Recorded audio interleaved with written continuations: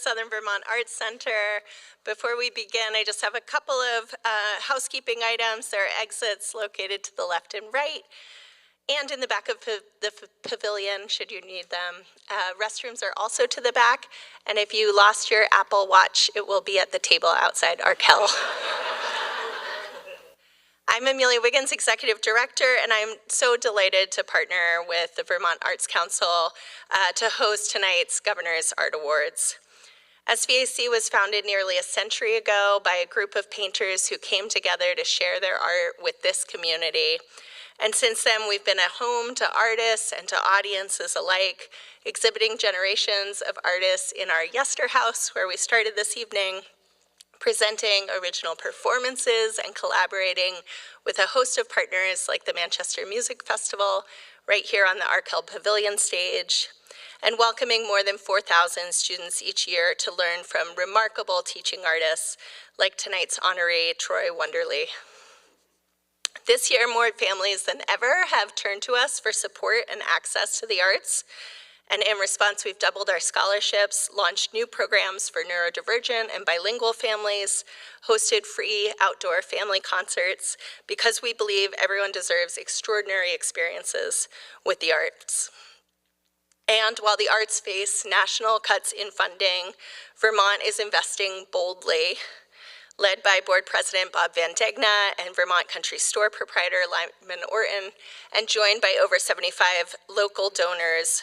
We've raised money to construct a new building opening here on June 7th, 2026. This landmark, thank you.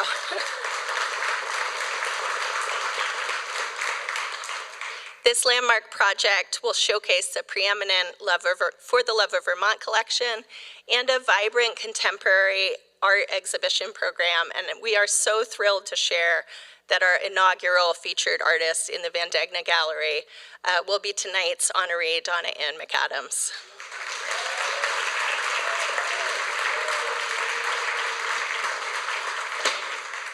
So here at SVAC, the arts truly are thriving, and this community knows that they are vital to our way of life and to our future. As we celebrate the artists and educators honored here tonight, I look forward to strengthening Vermont's creative sector and community together. And I am so grateful for the partnership and leadership that Susan McClure has extended to me since I started, and I welcome Susan to the stage.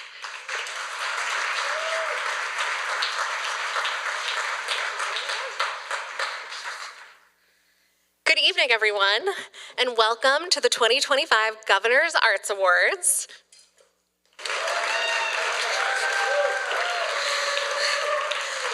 I'm Susan Evans McClure, and I'm the Executive Director of the Vermont Arts Council, and I'm really thrilled to be with you here this evening. I start by acknowledging that in Vermont, we are in the unceded territory of the original inhabitants of Indocana, the Abenaki, and here in the southwest portion of the state, the Mohican people. Their traditional and ongoing relationship with the land calls us to learn to be better caretakers of the land as well. We offer respect to their ancestors, their elders, and their relations, past, present, and emerging. With our mission at the Vermont Arts Council to cultivate and advance the arts and creativity throughout Vermont, we offered this land acknowledgement in part to honor and raise awareness about Indigenous artists and culture bearers working in our state today. We commit to supporting and amplifying their work. Thank you to Amelia and the Southern Vermont Arts Center for this incredible space and for welcoming us so warmly to Manchester. Thank you to the Matt Steckler Trio for the great music to kick us off. Thank you. Thank you to the Vermont Arts Council team for all of their work in creating tonight's celebration, and thank you to our board members who are here tonight as well. And most importantly, thank all of you for coming together to celebrate the arts in Vermont. It's no small feat to come together. The very act of joining in celebration is powerful, and we are at a moment where we need our collective power as artists, as creators, as Vermonters more than ever. We see time and again the power that our sector has to affect positive change in our communities. Through the work of artists and the work of the artists we're honoring tonight, you all are bringing our community together, you're showing us new ways of looking at the world, and you're helping us remember what being human is all about. This current moment requires courage and connection. Our artists and cultural organizations are being courageous. They're continuing to live by their values and do amazing work. And they're creating the very connections we need in our communities to build a path forward for our state and our nation. Honoring what is special about the arts in Vermont could not have come at a more vital time, and I'm so grateful to be here tonight with all of you to do just that. Oh, thank you. Yeah. Before we get started, I want to take a moment to note that each awardee this evening will be receiving a beautiful handmade work of art created by Tenzin Chopal. Tenzin is a fourth-generation Tibetan metal artist and Vermonter. Tonight's awards are functional and decorative lanterns made of metal, wood, paper, and translucent inks with brass elements in the shape of our Green Mountains. 4 of the awards are in the shape of silos, and the Governor's Award is in the shape of a sugar shack. These forms pay tribute to the agricultural roots of our state, and Tenzin hopes that they highlight how these artists and supporters of the arts are lighting the way for the rest of Vermont. So thank you to Tenzin for creating these pieces tonight. And now I'm pleased to introduce Mark Foley, Chair of the Board of Trustees of the Vermont Arts Council. Mark.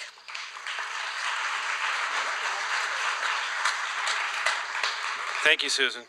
Welcome, and as Susan said, I'm Mark Foley, and I'm the chair of the board of Vermont Arts Council, and I'm pleased to welcome you and honored to welcome you here tonight. On behalf of the board, I want to take this opportunity to say thank you to the Arts Council staff, many of whom are here tonight, and to our executive director, Susan Evans-McClure. Susan, you and your team have been navigating some truly extraordinary and challenging conditions over this last year with a determination and grace that we're all greatly appreciative of and thankful for. Would you please join me in recognizing and thanking our amazing team?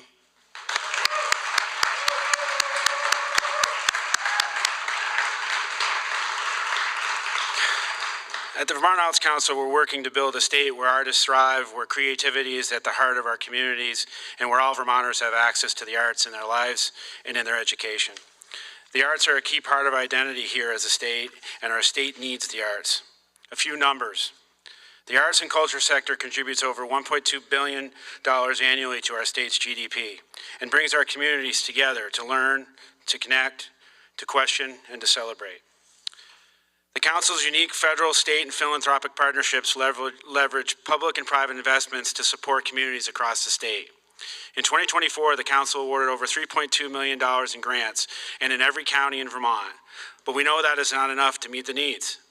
As the Council marks our 60th anniversary this year, we're deepening our commitment to increasing access to the arts and creativity for all Vermonters. Through our grant making, our partnership programs, our advocacy, and our training for artists and arts organizations, we're working to increase focus and investments in key areas to build a thriving arts ecosystem. We believe that when artists thrive, all Vermonters benefit. And so thank you all for being here tonight and being a part of this celebration of the arts in Vermont. And congratulations to all the incredible artists that we're honoring this evening. While Senator Peter Welch could not be with us in person, here is a brief message from the Senator sharing his congratulations to tonight's awardees. I want to congratulate you for celebrating the arts in Vermont. I have so much appreciation, and I know I'm with all Vermonters in that sense, for all the artists, all the teachers, and all the advocates who have given so much of themselves to enrich the world around them. Hearing about the great work that you do, and you're doing it in a time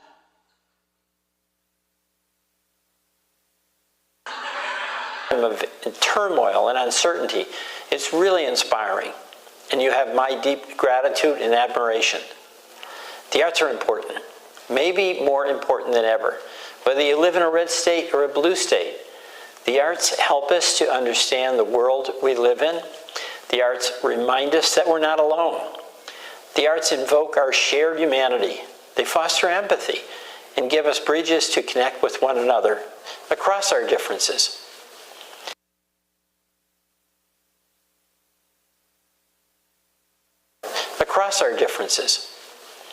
And specifically, I would like to congratulate the 2025 Governor Arts Awards recipients. To Donna Ann McAdams for your exquisite photography. To Sue Higbee for your leadership and vision. To Troy Wonderly for mentoring and inspiring students. To Zon Estes for your tireless advocacy. And to the your community service and engagement through Juniper Creative Arts. Each of you has made an extraordinary contribution to the arts, and tonight is a moment to honor and recognize your work. Vermont has always been a state that deeply values creativity, storytelling, and craftsmanship, and your work building and sustaining community connections is vital. We are fortunate to have so many dedicated, innovative, thought-provoking artists and art advocates in Vermont who keep the arts alive and thriving. And your impact is felt not only in Vermont, but across the entire country.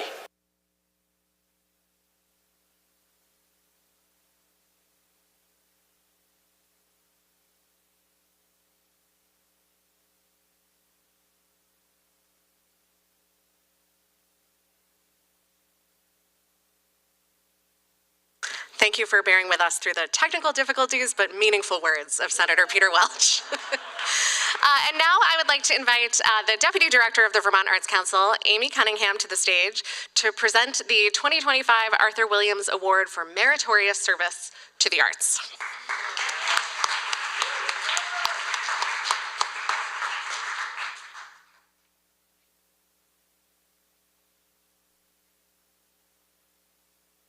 Hello. Oh boy, those lights are bright. I'm so happy to be here. My name is Amy Cunningham. I'm the Deputy Director at the Vermont Arts Council. I'm at the podium tonight on behalf of my wonderful coworkers to present the Arthur Williams Award, which is named for the Council's founding executive director. This award is selected by the staff to be presented to an individual or group who, like Arthur Williams, has displayed selfless public service and a devotion to artistic excellence in service of building strong communities in the state. It's such an honor and honestly a real joy to recognize Jennifer Herrera-Condrey, Will Casso-Condrey, and Alexa Herrera-Condrey of Juniper Creative Arts this evening as the recipients of the Arthur Williams Award. Their work, yes, let's hear it.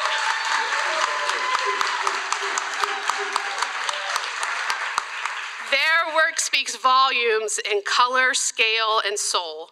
This is a collective, a family who have turned walls into windows to the world and public spaces into places of story, memory, and belonging.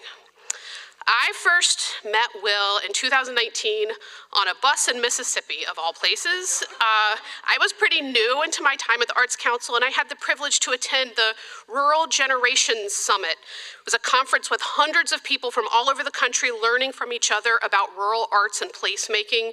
It was held in Jackson, Mississippi. I was at the opening reception and meeting one of the Mississippi hosts who said, "Oh, Vermont, I just met a really cool graffiti artist from Vermont." And I said,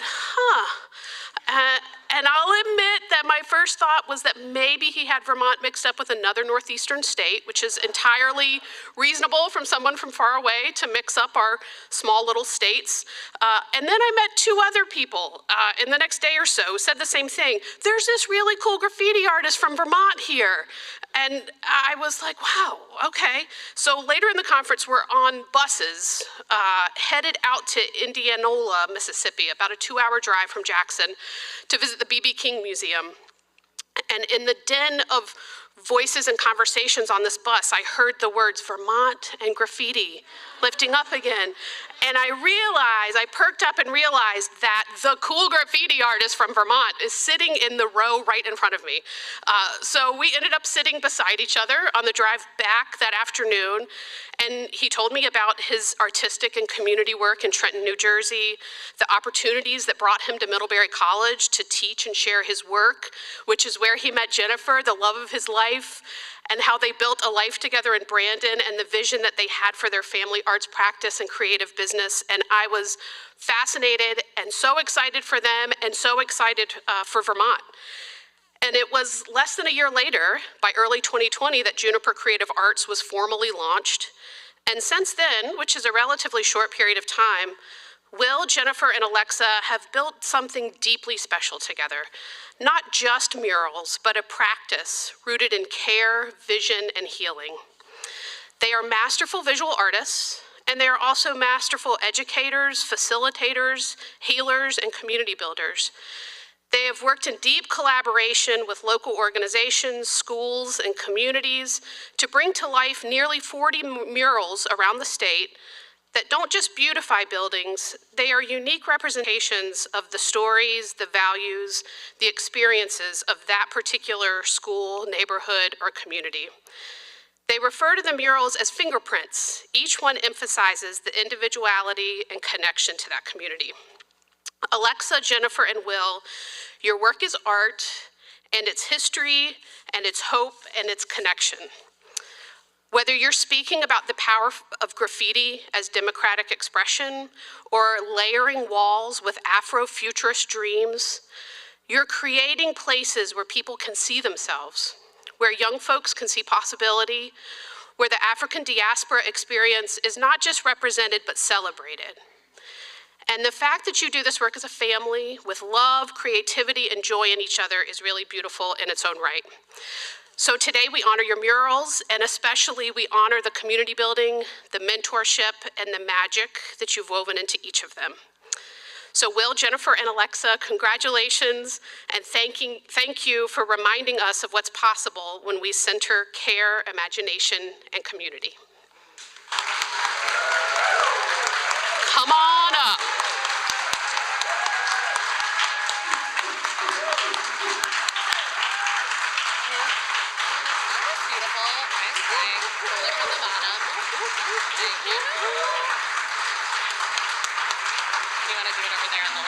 Thank you. Come on over. I want to hug you. Come on over and get your award.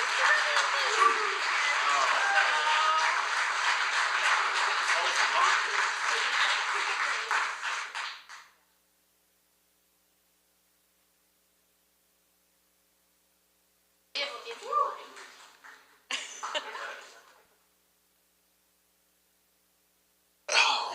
Oh man, wait, I gotta pull this thing up. So there we go. Come on over here, y'all. Oh man, I know I only got a couple minutes, so I'm gonna do my best to keep time. I'm the designated speaker of the family. No one else wanted this responsibility, so I didn't prepare anything. I always speak from the heart. So this is an honor. Arts Council, thank you. From all of us, we do this work truly from a place of love. Jennifer and I started doing this work together at Middlebury College. And one of the first things we noticed was how the young people didn't really have any creativity to share. It was kind of stripped out of them at a young age. And across the board, whether we were at Middlebury or at Princeton or at UVM, we got the same story. So when we decided to form our business, one of the things we were very intentional about was making sure that we work with young kids and show them the power of what art can do, even if it's just a hobby. You know, if you wanted to pursue art as a career, you know, that's a choice you have to make for yourself. But we wanted to show them the power of just having a practice centered in their life to help them through the difficult times. We formed this business during the pandemic, during the quarantine, where we actually, a month before quarantine, actually. So everything we started doing, we were just kind of figuring out for ourselves, learning to work together full time, all the time, all the time. So we had to go through those hurdles with ourselves before we can go out into the world and do this work from a place of authenticity. And, you know, it wasn't easy. It wasn't easy. We would spend months on the road, countless hours beyond our budget, making sure that these pieces of art, these fingerprints, were something that everyone could find something in themselves and in the work. You know, our murals are composed of community art, hundreds, if not thousands of pieces of art from children and community members, parents, teachers, staff. Everyone's allowed to contribute something, because at the end of the day, we want to have a good time. You know, we always believe, like, if you're making art and not having a good time, you're doing it wrong. So, yeah, Jennifer, you want to say anything? All right, yeah, of course, you know. Oh, before I go, thank you again. This is awesome. I think we were all kind of nervous coming up here. It was the quietest car ride ever. But yesterday was Jennifer's birthday.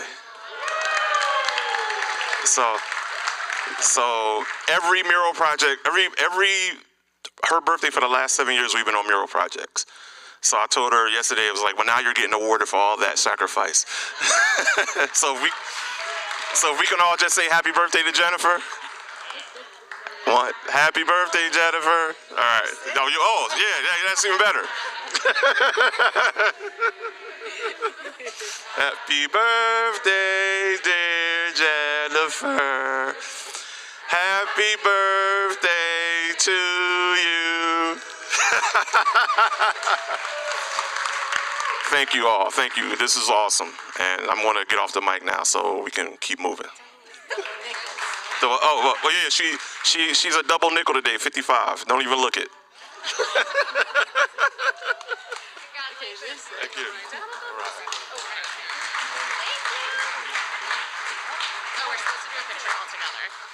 Oh, you're in there too. Okay. Oh. Jeez. Hold on, let me go right in front. What am I supposed to be? We're doing it.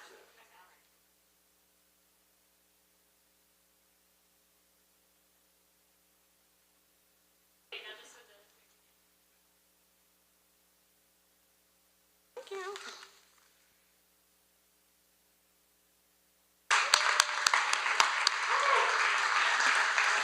Thank you, Amy, and congratulations to Jennifer, Will, and Alexa. Next up is the Margaret L. Peggy Cannonstein Award for Arts Advocacy, which, oh my God, I haven't even said anything about it, but we love it, which honors Vermonters committed to furthering the arts in a wide range of fields, such as accessibility, administration, education, philanthropy, and elected office. Peggy Cannonstein, a former Arts Council board chair and passionate arts advocate for whom this award is named, passed away last year. She leaves behind a hugely impactful legacy. Through her work, she built a stronger future for the arts in Vermont and for all of us. This award tonight will be presented by Sarah Coffey. Yeah, Sarah is a dedicated community leader, advocate, organizer, and artist who previously represented Guilford and Vernon in the Vermont House of Representatives and is a great friend of the Vermont Arts Council and the arts in Vermont. Please join me in welcoming Sarah Coffey to present this award.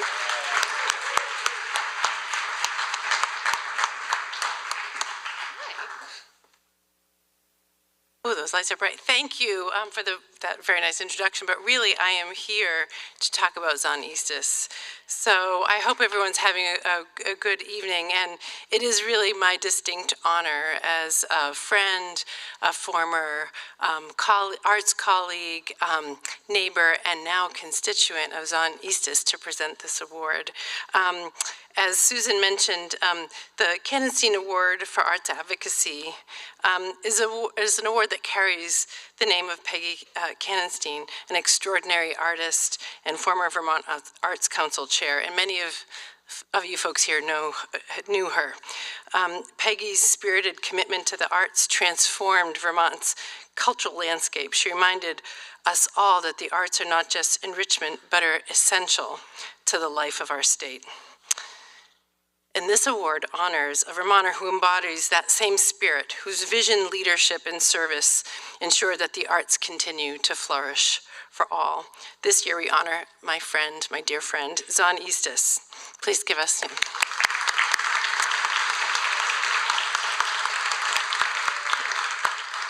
Zon's journey in the arts began when he was just 5 years old, taking piano lessons from his Aunt Wanda in Western Kansas.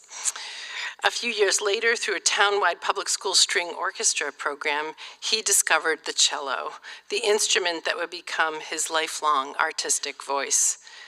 From those beginnings, Zon built a career that spans continents, classrooms, concert halls, and communities. As a conductor and performer, he has led and inspired musicians across North America, Europe, and China. Here in Vermont, he has served as the conductor of the Wyndham Orchestra for more than 20 years, and more recently founded the Juno Orchestra, a professional chamber ensemble in Brattleboro, which is really such an enormous gift to our community. As an educator, he has taught cello and coached chamber music at Amherst College, Dartmouth College, Keene State College, and the Brattleboro Music Center, always sharing not just technique, but the joy of music itself. But Zahn's contributions extend far beyond the stage. He has been a builder of institutions, a convener of leaders, and a tireless advocate for the arts in Vermont. I first met Zahn when I returned back into Vermont in 2005, I think it was, when the then president, Ellen McCulloch Lovell, who's president of Marlborough College, convened a group of us, folks who were interested in forming partnerships and really believed in the potential for the arts to in our community. And that's when I met Zahn, and there was a really special energy and kind of electricity around him that I remembered, and that electricity continues today. And he has, over his career, he has helped guide organizations like the Brattleboro Music Center, the River Gallery School, and Latches Arts, where his leadership helped preserve and sustain one of Vermont's most beloved cultural landmarks, our theater at the Latches. He co-founded the Brattleboro Arts Initiative and the Alliance for the Arts, bringing leaders together to share resources, plan for the future, and imagine new possibilities for our communities. And at the Vermont Arts Council, Zahn served as Director of Outreach and Advancement, where he launched one of his most significant achievements, the Vermont Creative Network. This coalition brought together organizations, businesses, and individuals across the state to strengthen Vermont's creative sector through research, advocacy, and collaboration, work that continues to benefit Vermont today. Zahn was a key member in developing the Wyndham Cultural Plan, Vermont's first regional cultural plan, and today he carries his passion and advocacy for the arts into the Vermont State House, where he is serving in the Vermont House as the representative of the Wyndham 1 district, which is Guilford and Vernon. What unites all of this work, from conducting orchestras to founding organizations to shaping policy, is Zahn's deep belief in the power of the arts to connect us, transform us, and strengthen our communities. It's rare to find someone who combines artistry, advocacy, and leadership so seamlessly. Vermont has been profoundly impacted and enriched by Zahn's vision, his dedication, and his unshakable belief in the value for the arts. For all these reasons, and with great gratitude for his many contributions, it's my great honor to present the 2025 Cannon-Steen Award for Arts Advocacy to Zahn Eastis. And I invite Zahn to join me, and let's give him a big round of applause.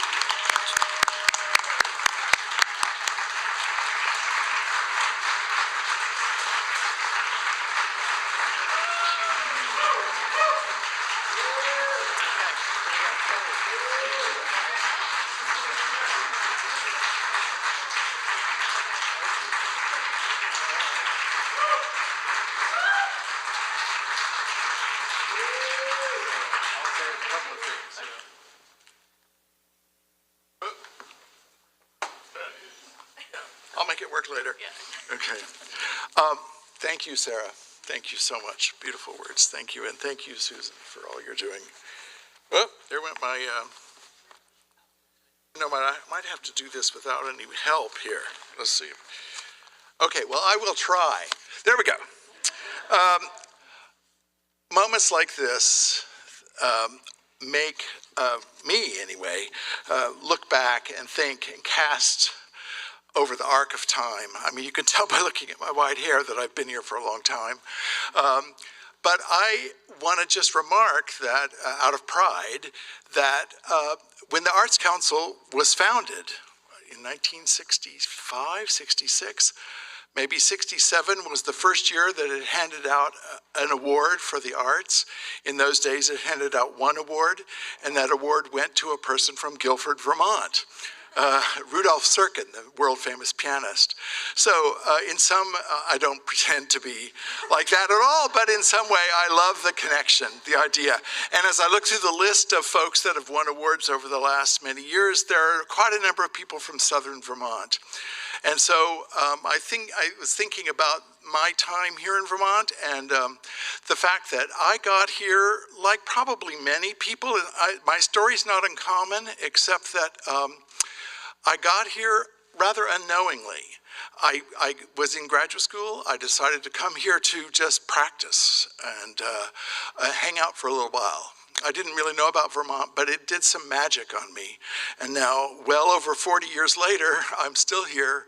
And I have to say that what I encountered when I came here, one of the magics, the many magics that I discovered in Vermont, is the sense of openness in this state, the sense of willingness to share, the sense of a notion of collaboration and agreement about the goodness of what it means to be human, and the wellness of community. I really so much appreciated that. So I feel like I sort of stumbled into Vermont and stumbled into the world that I've had here. It's been a great, I've had many really wonderful opportunities. I also want to remark on the fact that I'm standing on many great shoulders when I look over the list of folks, not only this year, but the folks that have received this award in the past, these governor's awards. And I've been so inspired by some of those people whom I know personally, like Peggy Canstein, but there are awardees here in the room tonight that have inspired me so much to the work. So I want to thank everyone that led before and will keep going forward in their personal journeys in the arts. It's a remarkable state. I know that because I've lived around the country and other places, and Vermont is amazing. And I'm really grateful to be part of that big story. So thank you very much. I really appreciate it so much. Oh yes, I have to get my...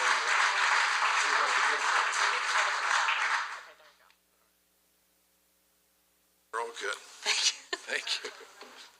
Just you, Zahn. You want me?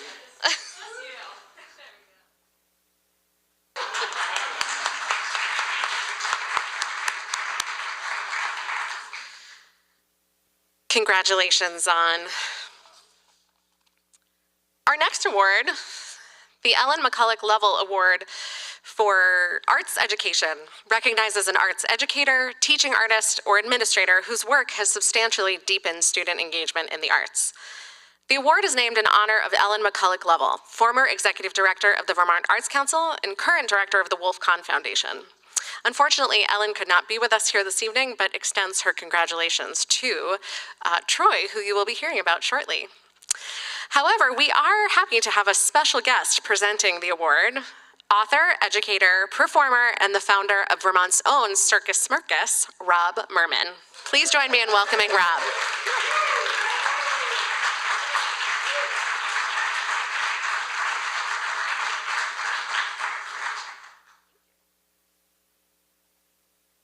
Hi, everybody. When I first started trying to teach circus arts in Vermont back in the early 80s, I approached the Arts Council to try to get a grant to be a teaching artist. I was turned down. I tried to get schools to hire me to do a circus residency, which nobody had ever done. It took several years to get bookings in the schools. Circus was not considered an art form. It is today, and not only an art form, but it's a lifestyle. Yeah. So it took a few years, but then finally I got some grants from the Arts Council. Then enter Troy Wonderly. In fact, Troy, would you enter? Come on up. Troy Wonderly.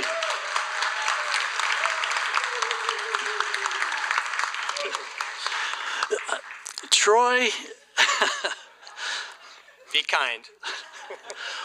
I know Troy from way back, and in fact, do you remember when we first met and how that happened? 1995, I'm a native Vermonter, proud native Vermonter. Went to art college in Baltimore, Maryland at the Maryland Institute College of Art, got a degree in graphic design, and then impressed my parents and ran away to clown college. And lo and behold, the very first year that I was at Clown College was the only year Rob was co-directing Clown College, and we were met in Baraboo, Wisconsin. Yeah, I remember it well. You were just a youth, and he still is. Troy, I must say that standing up here together with you, we started doing circus residencies together around Vermont. We had a blast. We have somehow the same kind of humor, but I can say I'm very proud to stand up here next to you and say that you're my colleague and you're my friend. I can think of nobody else in the state of Vermont who is more deserving of this award for being a teaching artist. In fact, nobody deserves this better than Troy in the whole country. In fact, in the whole planet. I can just imagine Troy, you know, a couple of decades from now, going to Mars and teaching circus residencies to little Martian kids. I'll still be going. So I thank you for all your work, Troy.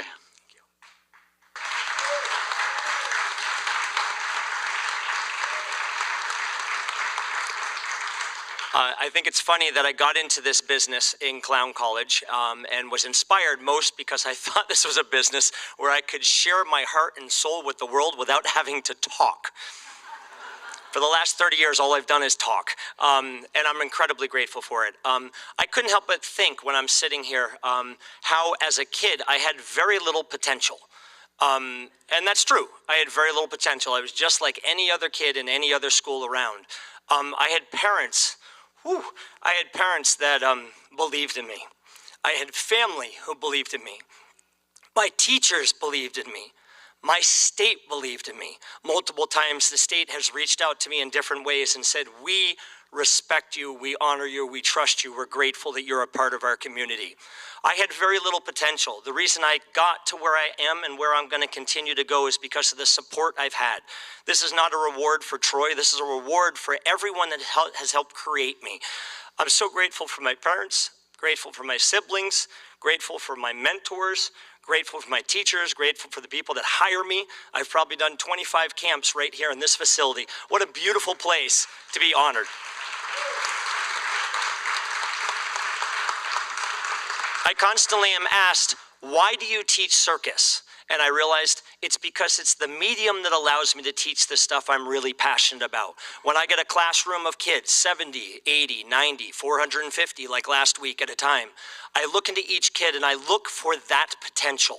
I don't care if they learn how to juggle. I do care that they find something within that experience that ignites their soul, that gives them hope, gives them an opportunity to present in a better version of themselves to the communities and to be celebrated for that. So for all those kids out there that feel like they have not much to give, I hope that I'm a person that can spark that inspiration and get them moving forward with a greater and grander version of themselves. Rob did that for me. I had very little understanding on how you could create an art form out of circus and how you could share that with the community. The first residency we did was a disaster together. The second was a blast, and we have not stopped. And I'm really grateful. The communities in New England have supported me gratefully. In the beginning of last year, I hit a milestone of having taught 115,000 kids how to present a show. Those kids and the smile they have on their face every minute we're working together is why I continue to do what I do at the pace that I continue to do it. When I was given this award, I was asked when I had a free day this fall, and I said I don't. I work every single day, and I'm so grateful for the state of Vermont that allows me to do that. Troy, there's a couple of friends of yours who would like to say hello. Can we hit the music, please?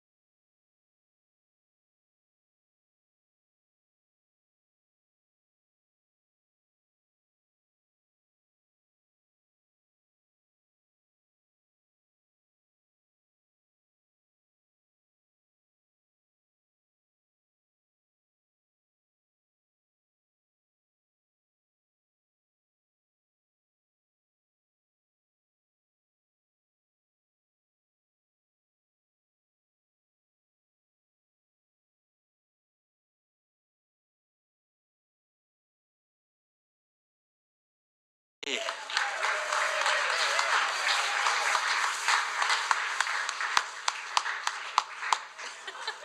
one? This is this.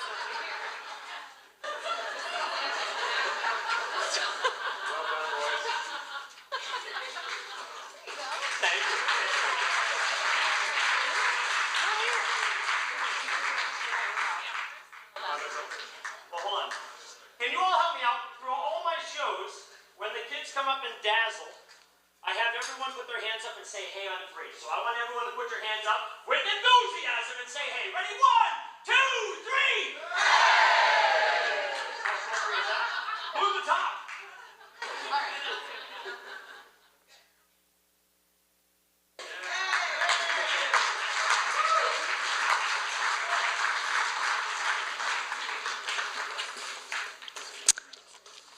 Never followed the circus act. Congratulations, Troy, and thank you for that joyful moment here, too. Next up is the Walter Cerf Medal for Outstanding Achievement in the Arts, which is awarded to an individual who has made a sustained contribution to the arts and has had a profound impact on Vermont's cultural life. Tonight, I'm happy to welcome Janet Van Fleet, a talented artist, one of the 6 founders of Studio Place Arts in Barrie, and a current board member there, to present tonight's Walter Cerf Medal for Outstanding Achievement in the Arts. Janet, please join us.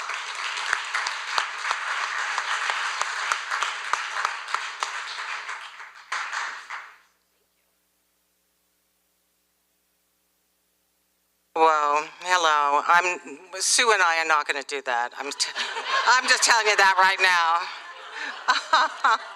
So I am presenting, actually, the remarks of Pamela Polston, who was the person who actually nominated Sue for the award, but she had to be at a funeral. So I am pinch hitting and reading her remarks for you. And she says, at these Arts Award ceremonies, we don't talk enough about mud, filth, mold, or goo. Of course, I'm referring to flooded basements, a catastrophe that Sue Higbee has tackled at least a dozen times at Studio Place Arts in Barrie. It's probably safe to say that shoveling mud was not in the job description of executive director, a role she's had since 2003. Nor is disaster cleanup among the qualifications for the Walter Cerf Medal for Outstanding Achievement in the Arts. But Sue Higbee's pluckiness, work ethic, and willingness to literally get her hands dirty is matched by her energetic devotion to SPA, to the artists who work and exhibit there, and to the greater community. Sue organizes a couple dozen group and solo shows throughout the year on all 3 floors of the building, as well as in the tiny Quick Change Gallery, a repurposed phone booth, and at several auxiliary locations around town. Over the years, she's expanded SPA's class offerings for local children and adults and developed an Artist in Residence program. On most days, Sue is the gallery greeter too, a welcoming, informative tour guide and cheerleader for the artists on view. She's a passionate advocate for art outside the gallery as well, namely the granite sculptures throughout downtown. Sue conceived of and manages the Stone Sculpture Legacy Program, which has facilitated the creation of new granite sculptures, and she created an art stroll guide for viewers to view these works. To celebrate the city's proud history of quarrying and carving, Sue curates an annual stone show on exhibit right now through October 25th. Anyone who works at a nonprofit arts facility knows that developing these public-facing exhibits, events, and classes calls for exhaustive effort and creativity. Less glamorous behind-the-scenes tasks include fundraising, marketing, and site maintenance. Sue has steered the Arts Center through economic downturns, disruptive construction projects on Main Street, and a global pandemic. And yeah, way too many floods.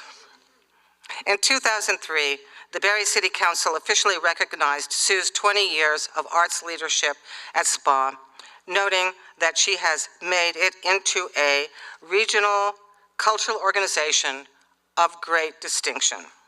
It's clear that she loves challenges, and directing SPA has presented many. But hundreds of artists, thousands of visitors, and arguably the entire state have benefited because Sue Higbee has, as the Walter Surf Medal does require, made a sustained contribution to the arts and had an impact on Vermont's cultural life. Congratulations, Sue.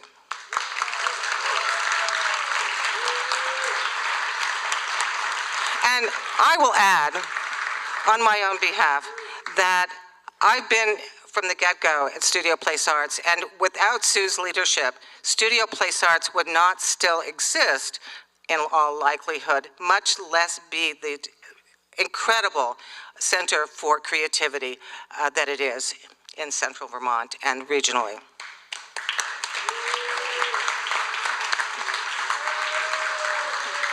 Do you want to present it, or do you want me to present it?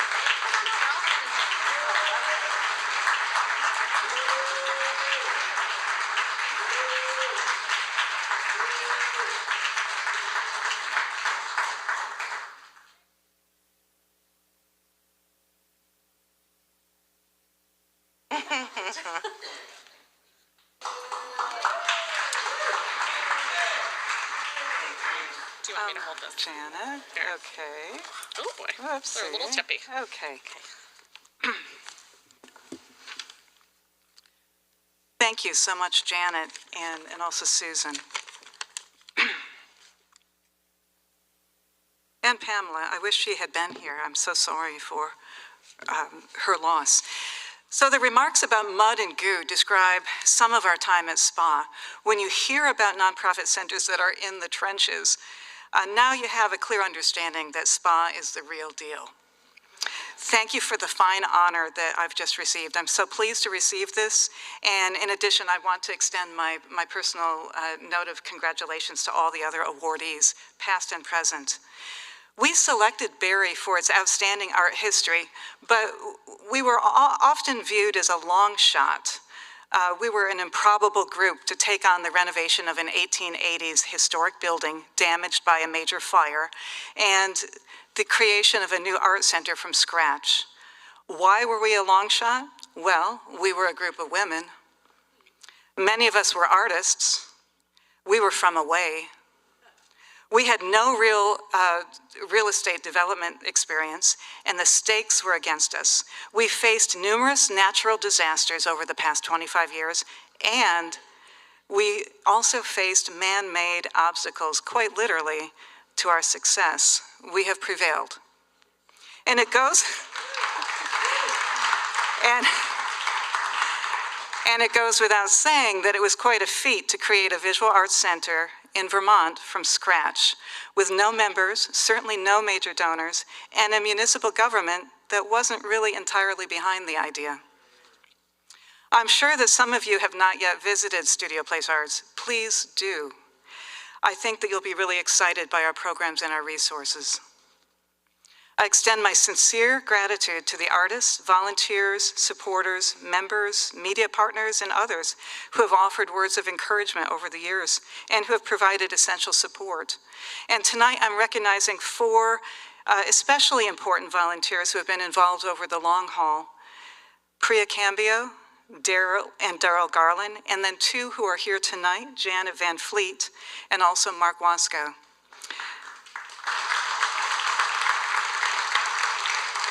We simply could not have achieved as much without these individuals and also others. And finally, I'm grateful for all of the many fine teachers and role models that have been in my life, including during my past career in DC and to my parents. And incidentally, I just wanted to say my parents were married in 1955 on this day, September 17th. So this would have been their 70th anniversary. Again, I thank you for inviting me here to accept this award. I'm very honored, and I look forward to helping to keep SPA the wonderful regional art center that it is. Thank you so much.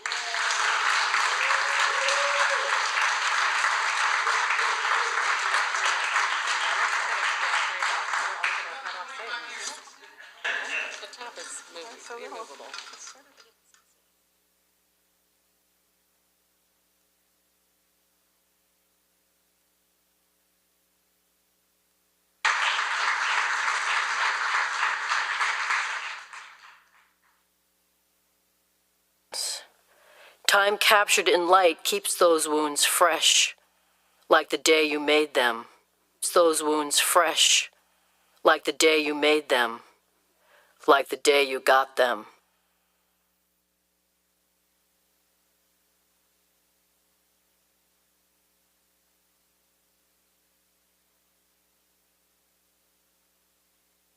The Leica is a small camera.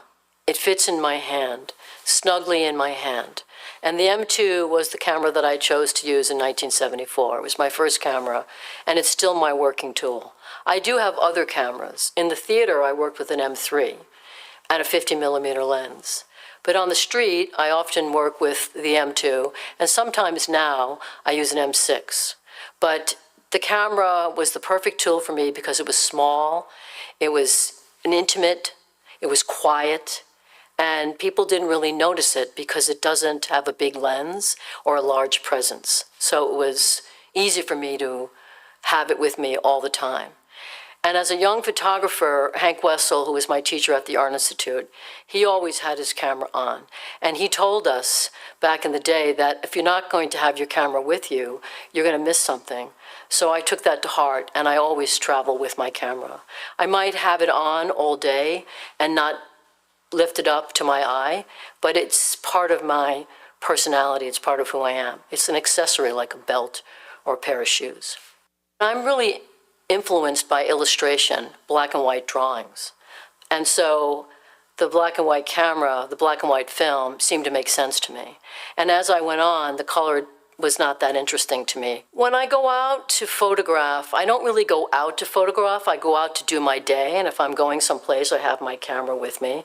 And I'm not interested in setting things up or making people go certain places or do certain things or moving objects around. I'm not really interested in that. I'm more interested in discovering, having the unfolding happen before me as I walk through whatever activity I might be doing, whatever my day brings. Polk Street, which is where I ended up living after moving around for a while, was in its heyday, and gay pride was starting to become a word, a term, a feeling, a place of being that we hadn't experienced before. Coincidentally, when I was photographing once in Dolores Park, I ran out of film and I went to a camera shop, and that's where I met Harvey Milk. And he pretty much changed my life when he was shot dead by Dan White, along with George Moscone, in the November of 1978. Having moved to San Francisco in 73 and 78, I just felt like I didn't want to live there anymore. Because it seemed like every time you turned around, Joan Baez was singing in the streets for something. Harvey Milk, Jonestown.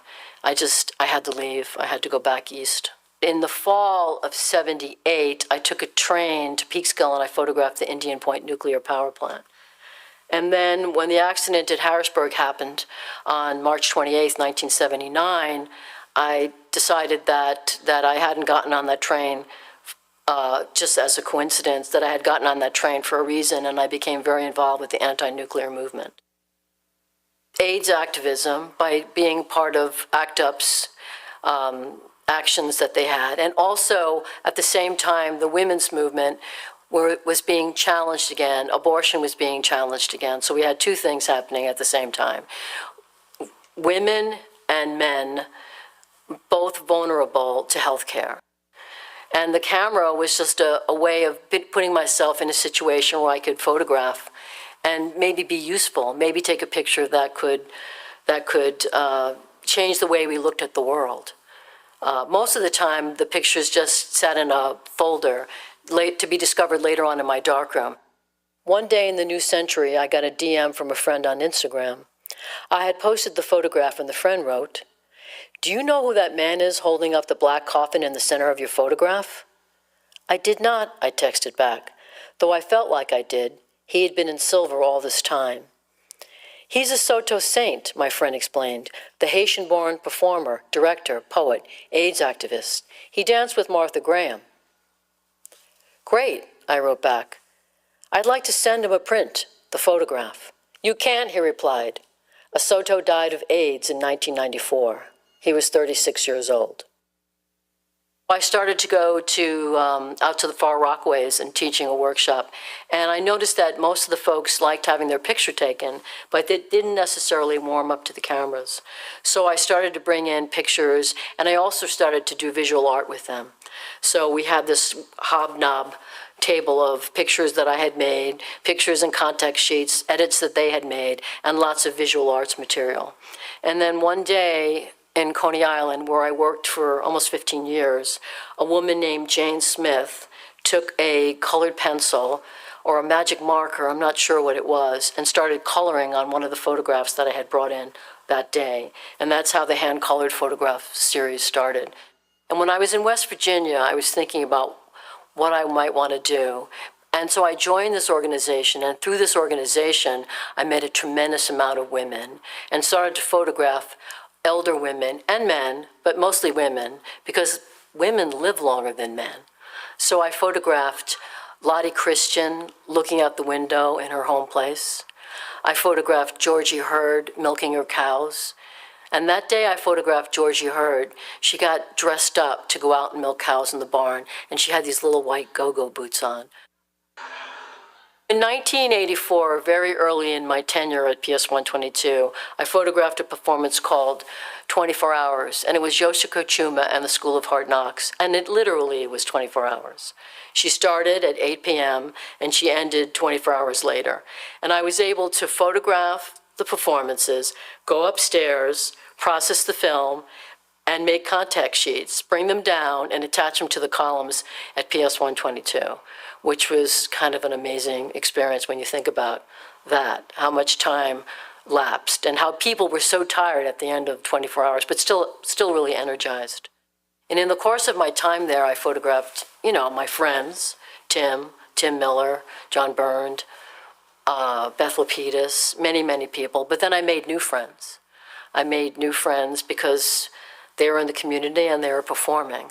So I was very fortunate enough to be able to finally meet and photograph Meredith Monk, who I had heard sing at St. Mark's Church way back in 1978, whose performance completely changed the way I thought about the live arts. I was the photographer who photographed the NEA4. Karen Finley, Holly Hughes, Tim Miller, and John Fleck.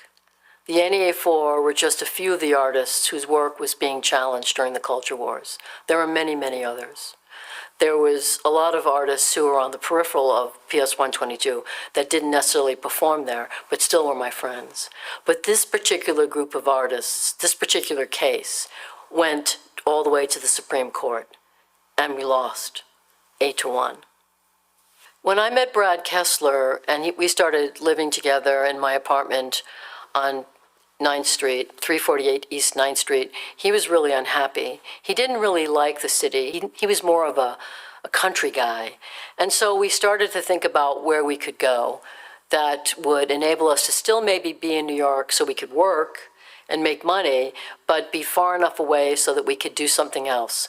The guidelines for us finding a place was that it had to be a dead-end road, cat-safe road, and Brad needed to be able to go outside naked. Those were the searching features that we were searching for when we were looking for a house. And the goats didn't really show up until 2005. And Brad wrote a book called Goat Song, and I remember when the book came out in 2010 or 11, people said, well, are you going to get rid of the goats now because you've created this project and you've got a book now? And I kept thinking, why would we do that? We love the goats. I met a woman at a place called Chestnut Ridge in Center Cambridge and started a relationship with Amy LeBaron, as her student on the back of a horse. And then eventually she brought me to the racetrack where I started to photograph the backside of the Saratoga racetrack. I started as a hot walker so I could learn about the labor of the racetrack and have a sense of what happened on the backside of the racetrack. It's not very often in your life that you get to meet somebody as fabulous as Maurice Sendak. And it's not very often in your life that you actually get to create something with him and his caretaker, best friend, kind of daughter, Lynn Caponera. And that's exactly what we did in 2009, was to come together and figure out how Maurice would be able to mentor young illustrators in the same way he was mentored by Crockett Johnson and Ruth Krauss in their little house in Connecticut. And so we set upon ourselves to do that. And in 2010, in the fall of 2010, the Sendak Fellowship started with 4 artists. I started to write these stories, you know, from my joyous youth in Lake Ronkonkoma. And then as this project of the photographic archive continued, I decided that it would be interesting to maybe put the stories with the photographs. My camera's a black box. As a photographer at Performance Space 122 in New York City, I worked in a black box. A black box is a place that holds secrets. The black box in an airplane is what they look at or listen to or try and find when a plane goes down. A portfolio box is a black box. So my darkroom is a black box with an amber light. So it made sense to me that that's what it should be called. The black box, the revealer of the truths.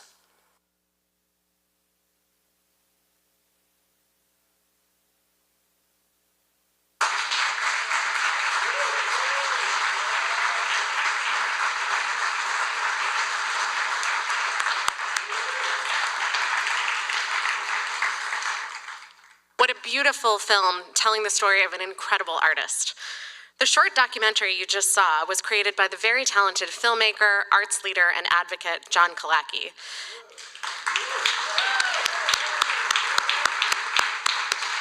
And was connected to the release of Donna Ann McAdams' 2025 photographic memoir, Black Box, which is great.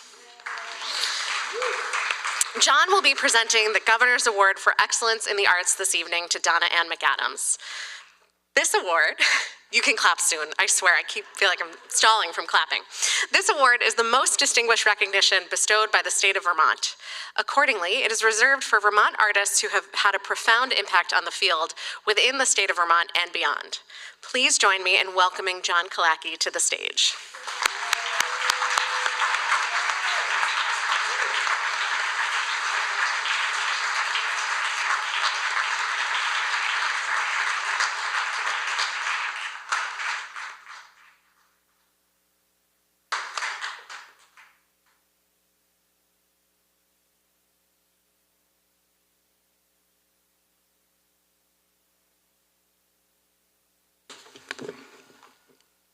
I'm the luckiest person in this room because Donna Ann McAdams is my friend. And you know, you don't often get to be friends with your heroes, and she's one of my heroes. 50 years into her remarkable career, she is still capturing indelible images of art, politics, and community.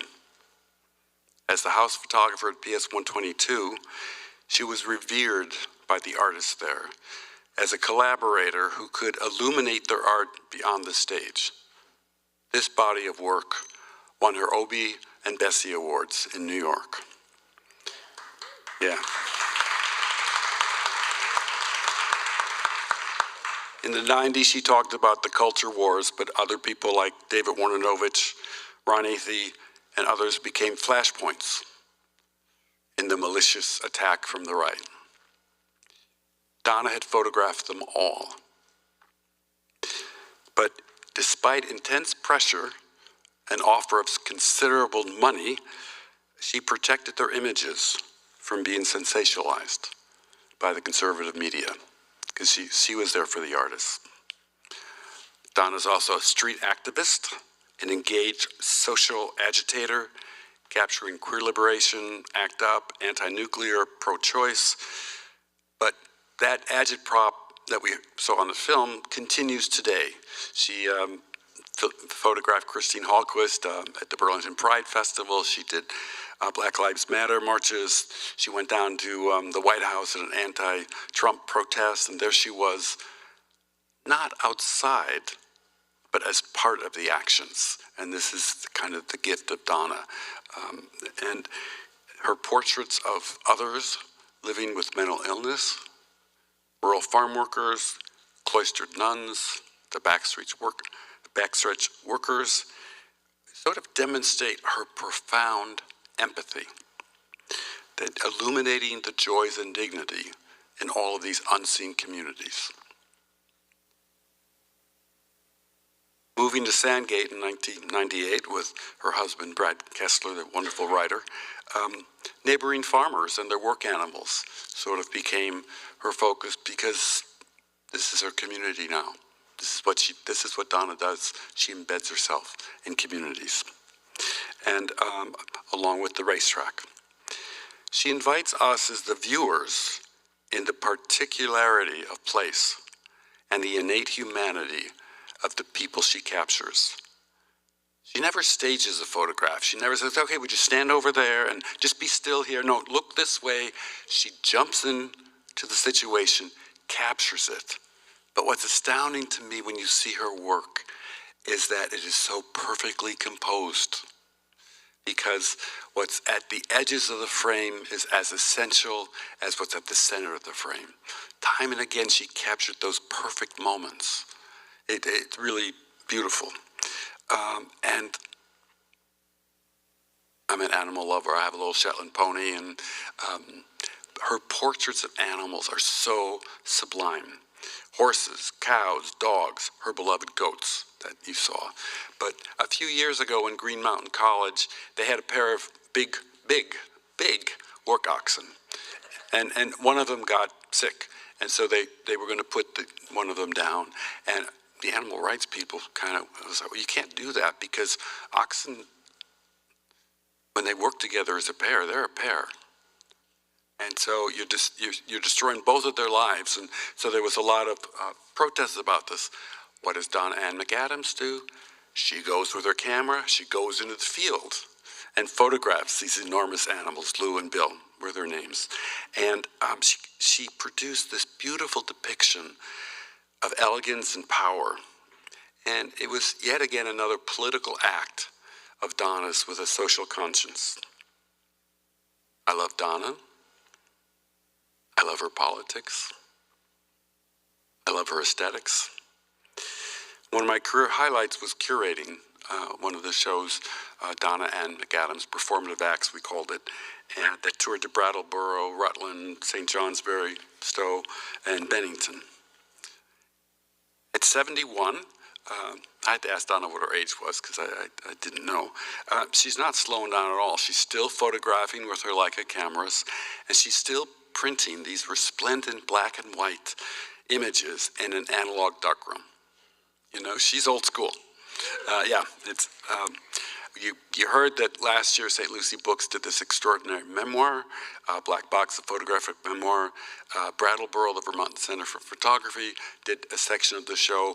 Pratt Manhattan Gallery gave her first New York show in relation to the book. It was a beautiful thing. This summer, she was again ensconced at the Saratoga racetrack. I wanted her to come up and do something. She said, no, the Travers is running. I got my priorities down. And ask her afterwards about Lincoln's hat at the Hildene down the road, okay? Those images will be coming up. She's always about the current project and then the next project.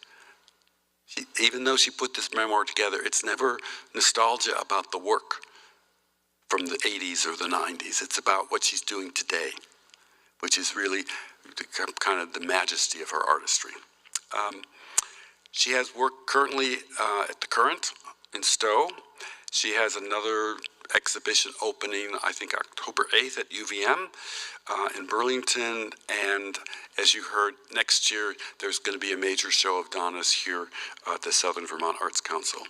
So This is indeed Donna Ann McAdams' time, and I'm thrilled she's been recognized with the 2025 Governor's Award for Excellence in the Arts.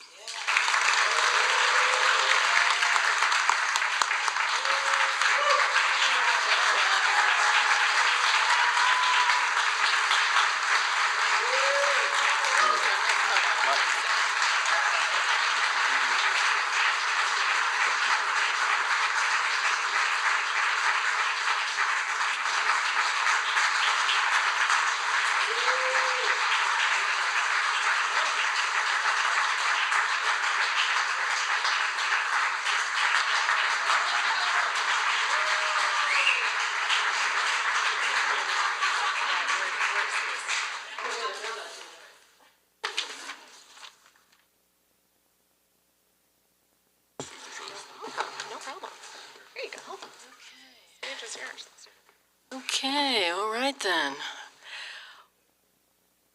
Hi, everybody. First, I'd like to thank everybody who's here in this beautiful space. I'm so grateful for you being here and sharing this experience for all of us. And I'm grateful to be in the company of such wonderful people who work in the arts. I'd like to thank the Vermont Arts Council, Susan. I'd like to thank them for what they do for the arts, how they support the arts, because right now, art has never been more important. Art and activism, so important, so important. I just would like to thank a couple of people, 3 people in particular who have been on my journey as an artist for a very long time. I could go on and on. There's a lot of people in this room who have contributed to my work as an artist and has supported me, but I'm going to thank John Kalaki, Lori Seid, and of course, Brad Kessler for supporting me all these years. And I'd also like to thank everybody who has stood in front of me when I lifted this little box up to my eye and trusted me with their likeness, their community, their life. I'm very, very grateful for the experience I've had photographing in community. So that's what I'd like to say. And I'm actually going to take a picture of all of you guys right now. I have to say, the light is pretty bad. It's pretty bad. But anyway.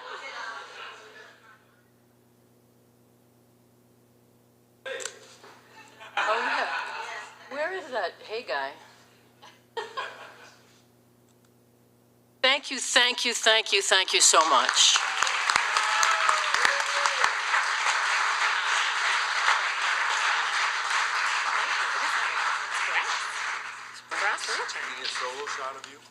I think She did, yeah, she got it, yeah.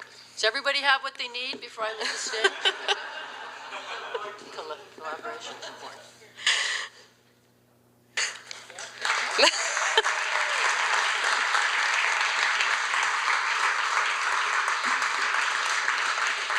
Congratulations, Donna Ann, and congratulations to all of our awardees this evening.